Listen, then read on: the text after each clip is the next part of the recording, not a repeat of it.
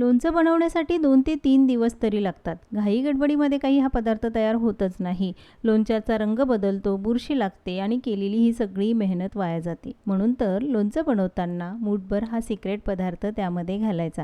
त्यामुळे लोणच्याला बुरशी लागत नाही. 2 ते 3 वर्ष लोणच्याचा रंगसुद्धा टिकतो. चव तर अप्रतिम लागते. आज आपण 3 किलोच्या प्रमाणामध्ये कैरीचं साठवणीचं लोणचं बघणार आहोत. मग चला बनवूया आजची ही रेसिपी. लोणचं बनवण्यासाठी कोणती कैरी घ्यायची? राजापुरी, लाडवा किंवा गावठी कोणतीही कैरी वापरू शकता, पण कैरी आंबट असावी.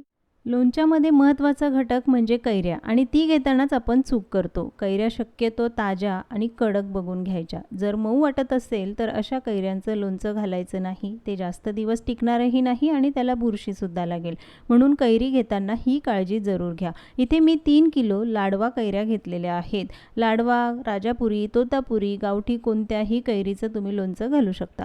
कैऱ्या अर्धा तास पाण्यामध्ये भिजत ठेवायच्या. त्यानंतर त्या स्वच्छ धुवून घ्यायच्या आहेत. कैऱ्या कापण्यापूर्वी पाण्यामध्ये भिजत जरूर ठेवा, त्यामुळे त्या कडक होतात. आता या कैऱ्या काढून घ्यायच्या. 3 मैलावर जशी भाषा बदलते ना, तसेच तिथे तयार होणारे पदार्थसुद्धा बदलतात. मग हे कैरीचं लोणचं वेगवेगळ्या प्रकारे बनवलं जातं. ही माझी आजीची पद्धत. आता या कैऱ्या आपण स्वच्छ कपड्याने पुसून घ्यायच्या आहे. त्यावर पाणी राहता कामा नये. पाणी राहिलं तर मात्र लोणच्याला बुरशीच लागते. म्हणूनच आधी स्वच्छ पुसून घेतल्या आणि त्यानंतर अडकित्त्याने त्याचे हे मध्यम आकाराचे काप करून घ्यायचे.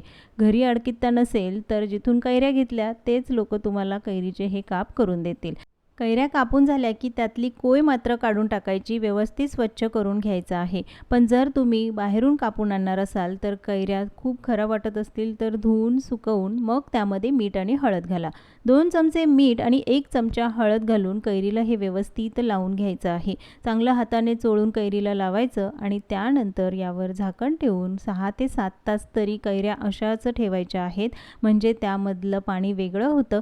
कैरीमध्ये जे जास्तीचं पाणी आहे ते निघून जातं आणि म्हणूनच लोणचं हे जास्त दिवस टिकतं. कैरीला मीठ हळदसुद्धा व्यवस्थित लागली जाते. 6 तासानंतर बघाल तर कैरीमधलं हे सगळं पाणी वेगळं काढून घ्यायचं. आता चाळण घेऊन कैरीचे हे काप चाळणीमध्ये काढायचे आणि पाणी सगळं निथळून घ्यायचं. तर कैरीमधलं जे जास्तीचं पाणी आहे त्याचं काय करणार ते तुम्ही आमटीमध्ये वापरू शकता किंवा यासाठी इन्स्टंट जर लोणचं बनवणार असाल तर त्यामध्ये तुम्ही मीठ हळदीचं हे पाणी वापरू शकता. आता चाळणीमध्ये काढून घेतल्यानंतर त्यातलं पाणी निथळून गेलं आणि एखादा सुती कपडा घ्यायचा. त्यावर या कैरीच्या फोडी अशा सुकत ठेवायच्या आहेत.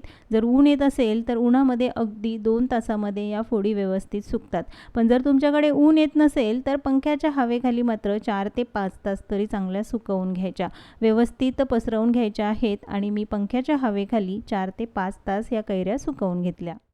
लोणचं जास्त दिवस टिकवायचं म्हटलं की ही प्रोसेस करावीच लागते. पण ही कैरी किती वेळ सुकवायची, ती व्यवस्थित सुकलेली आहे की नाही हे कसं ओळखणार? तर कैरीचा काप हातामध्ये घेऊन असा प्रेस करून बघायचा. जर त्यातून पाणी येत असेल म्हणजे कैरी व्यवस्थित सुकलेली नाही आणि पाणी येत नसेल म्हणजे कैरी सुकलेली आहे. तर आपल्या या कैऱ्या व्यवस्थित सुकल्या आहेत. आता मसाला तयार करून घेऊ. मसाला तयार करण्यासाठी कपाने मोजून घेतल्या तर 2 कप मी मोहरीची डाळ घेतली आहे. वजनी प्रमाणात 300 ग्राम डाळ आहे. मेथीचे दाणे मात्र चमच्याने मोजून घालायचे. तर 3 किलोसाठी मी 3 चमचे मेथीचे दाणे घेतले. जास्त मेथी वापरली तर लोणचं कडवट लागतं म्हणून.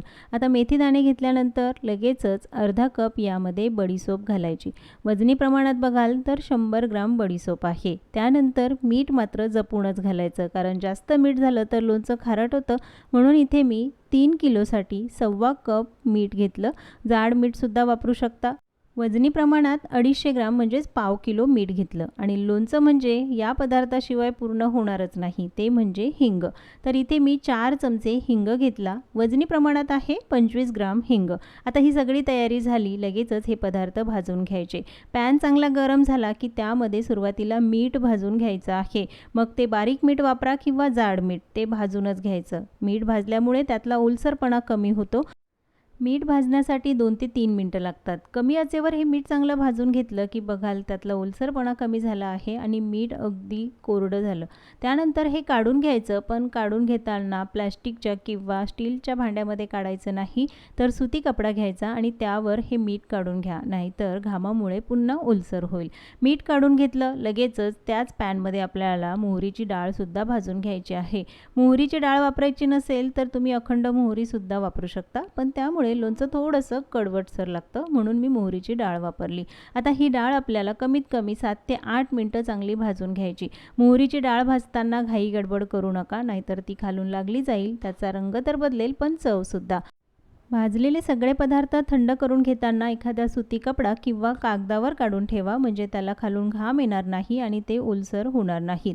बडीशोपसुद्धा भाजायची आहे 1 ते 2 मिनटं. फार जास्त वेळ भाजू नका. हलकासा रंग बदलला, सुगंध यायला लागला की लगेचच गॅस बंद करायचा आणि बडीशोप काढून थंड होण्यासाठी ठेवायची. आता त्याच पॅनमध्ये इथे लोणचं बनवताना शक्यतो शेंगदाणा तेलाचाच वापर करा. मी कोल्ड प्रेस ऑइल वापरलं आहे, पण तुम्ही कोणतंही तेल वापरू शकता. शक्यतो शेंगदाणा तेलाचा वापर करा. 3 मोठे चमचे तेल घेतलं. तेल चांगलं गरम झालं की त्यामध्ये हे मेथीचे दाणे घालून चांगले परतवून घ्यायचे. मेथी तेलावर परतवून घेतली म्हणजे त्यातला कडवटपणा कमी होतो. आता ही किती वेळ अशी भाजून घ्यायची, तर हलकासा रंग बदलला की लगेचच गॅस बंद करायचा आहे आणि त्यामध्ये हिंगसुद्धा घालायचा. मेथीसोबतच तेलावर हिंगसुद्धा चांगला परतवून घ्यायचा.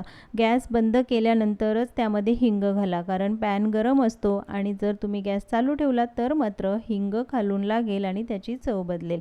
1 मिनिट हे चांगलं परतवून घेतलं आणि लगेचच ताटामध्ये काढून हे दोन्हीही पदार्थ थंड होण्यासाठी ठेवायचे आहे. पॅनमध्ये तसेच ठेवायचे नाही, नाहीतर ते जळले जातील. आता हे काढून आपण थंड होण्यासाठी ठेवूया. सगळ्यात शेवटी त्याच पॅनमध्ये लोणच्यामध्ये घालण्यासाठी तेल गरम करायला ठेवायचं आहे. 3 किलो कैऱ्यांचं लोणचं आहे, तर तेल किती घालणार? पाऊण किलो. आणि कपाने बघाल तर 4 कप तेल घालायचं. तेल कोणतंही वापरा, पण मी म्हणेल शेंगदाणा तेलाचाच वापर करा, कारण रिफाईंड सनफ्लॉवर ऑइल वापरल्यानंतर काही दिवसानंतर लोणच्याचा वेगळा असा स्मेल येतो आणि हे लोणचं खायला चांगलं लागत नाही. म्हणून शक्य असेल तर शेंगदाणा तेलाचा वापर करा.